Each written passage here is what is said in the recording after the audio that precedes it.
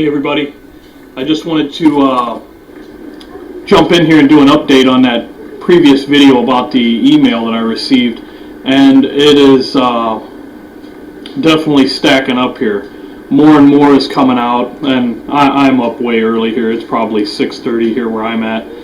But anyway, I want to read you an article, and I'm going to post a link at the end, but I'm only going to read a little bit of the article. February 19, 2014, some worrying developments are taking place at the supervolcano located beneath Yellowstone National Park. The kind of developments that were seen shortly before other volcanoes erupted. Not only was there a sudden rise in the elevation of the ground and development of new cracks, but a gas called Helium-4, if anybody has ever heard of that. It's a very rare type of helium. Has begun coming out of the surface. It is the presence of this gas that has scientists quite concerned. I'm going to post this link so you guys can read it yourself. I just wanted to kind of give you an update, and I want to read what's at the bottom of this article.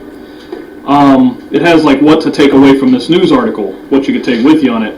But it says at the very bottom, naysayers beware. The evidence is stacking up, which it is over the previous week we've seen. If you're waiting for a mass media announcement, it has now happened and won't get any more direct. These words don't come lightly from experts who appreciate that such statements, if wrong, can undermine the jobs these scientists do. My advice to you is get out of the blast area, get out of the blast radius of that. I'd probably be leaving now. I don't know what to tell you. If you don't believe it, then sit there. If you don't feel that anything's going to happen, then don't make any preparations, don't do anything. But just wanted to jump in here and give you guys a quick update, because it's, like I said, it's the evidence is stacking up, folks. Take care.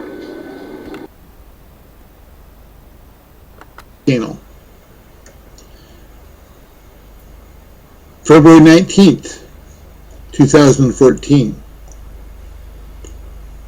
Turner Radio Network News. Some worrying developments are taking place at the supervolcano located beneath Yellowstone National Park. The kind of developments that were seen shortly before other volcanoes erupted. Not only was there a sudden rise in the elevation of the ground and development of new cracks, but a gas called Helium-4, a very rare type of helium, has been coming out of the surface. It is the presence of this gas that has scientists quite concerned. If the Yellowstone supervolcano were to erupt, it would be 2,000 times bigger than the eruption of Mount St. Helens in the 1980s. Everything within 500 miles would be dead or destroyed within minutes. 2/3 of the United States, of the entire United States, would be covered with volcanic ash. And the climate of the entire planet would cool within a month. On top of just this past week, the largest earthquake in the United States took place just a few miles from the Yellowstone, proving a hot magma is on the move. Here's what scientists are this is what has scientists concerned. Since last summer, 2013, the Yellowstone GPS network has tracked a small ground deformation episode in the north central Yellowstone National Park. During the past 5 months, the NORWY GPS station has recorded about 3.5 cm or 1.4 inches of uplift. The ground is rising about 1 centimeter, 0.4 inches or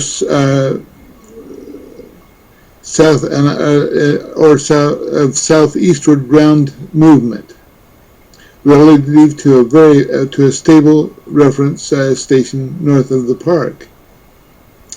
Measurements from the GPS station in northern Yellowstone show smaller displacements, forming a circular pattern of deformation, circular, as in the round mouth of a volcano, consistent with a minor pressurization buildup underground, about 6 to 10 km, 4.6 miles deep, near Norris Junction.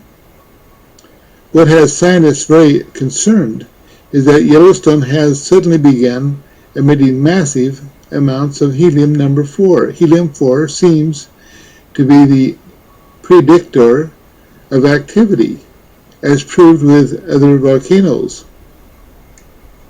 For instance, as the volcanic island of El Hierro, the smallest of Spain's Canary Islands, rumbled and groaned over the course of 7 months in 2011 and 2012, gases silently percolated up through the island's soil and groundwater. Eventually, a spectacular plume appeared off the southern coast of the island, a sign that El Hierro volcano, an underwater volcano just offshore, had finally erupted. The team's analysis showed that as the El Hierro volcano began to stir, the crust fractured and helium, mostly from the mantle, flowed to the surface as the actual eruption began. Gas flow at the surface increased dramatically, and gas pressure beneath the island dropped. Then, as seismic activity at El Hierro picked up again, the crust fractured and deformed extensively, and helium-4 became a larger component of the total helium released on the island. Looking at the past ratios of helium at Yellowstone in 1978, helium isotope ratios He4He in Lassen Park and Yellowstone Park volcanic gases show large helium enrichment relative to atmospheric and crustal helium, indicating the presence of dormant mantle helium component. Study released today on Yellowstone helium. The scientists who revealed today's information report the quantity of helium-4 in Yellowstone gas emissions is hundreds of thousands of times greater than it should be, a sign the crust is releasing its ancient stores of the rare isotope.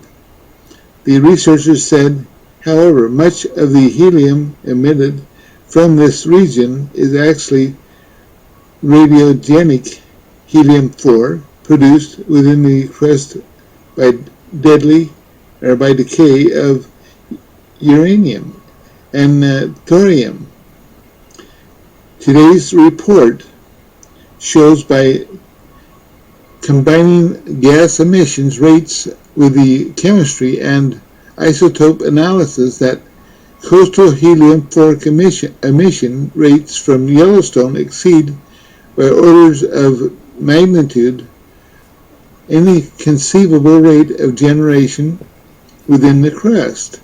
This means the helium-4 is coming from very far beneath the ground, a clear signal that something big is happening that hasn't happened in Yellowstone in our lifetime.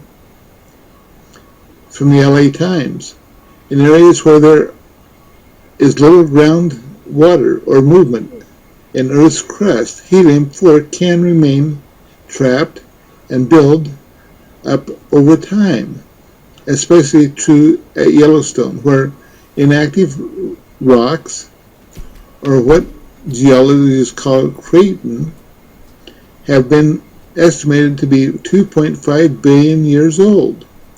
The park is located primarily in Wyoming. Things began to change roughly 2 million years ago. However, when hot magma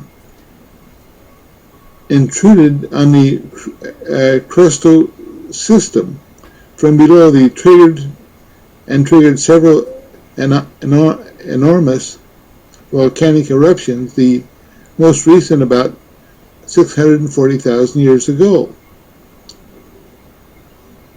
For scientists, there are important implications to the recent developments at Yellowstone. Helium and other noble gases are used to estimate groundwater resistance.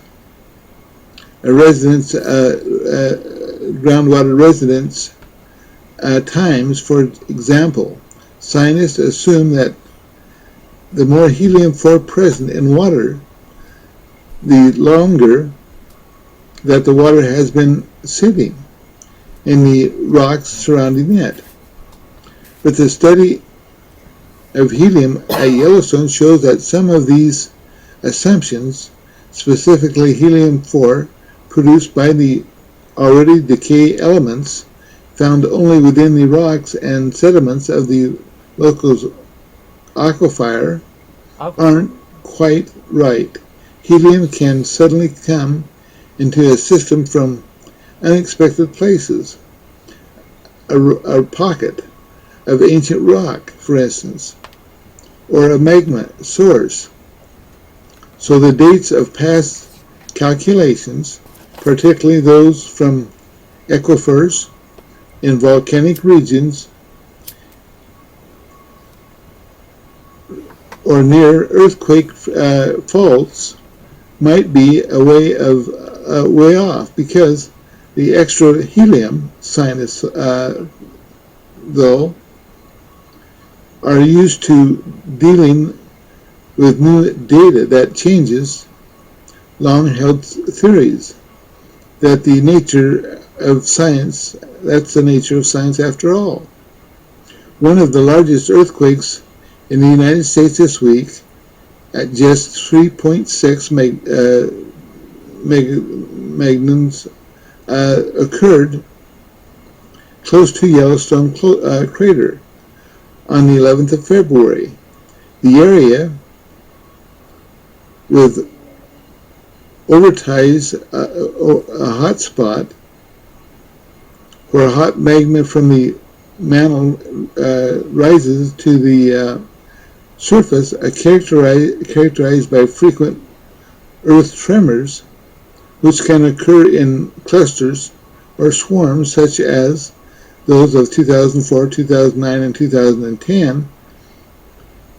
Tectonically speaking, Yellowstone lies at the east of most of the major earthquake zones which characterize western North America, and the earthquake swarms around Yellowstone are related to movements of the magma which lies beneath. Residents of the Yellowstone area, however, probably wish researchers would just hurry up and figure out whether or not supervolcano that's simmering below them and last erupted 640,000 years ago is going to blow again anytime soon. What to take away from this news? Number one, the ground inside the gigantic mouth of the Yellowstone supervolcano is rising and moving southeastward. Number two, helium-4, not normally present, has suddenly appeared at Yellowstone in unbelievable large amounts, never seen before. Number three, when helium-4 was seen at other volcanoes, it appeared shortly before major eruptions of those volcanoes. Number four, prior to most volcanic eruptions, earthquakes occur near the volcano, and just this past week, one of the largest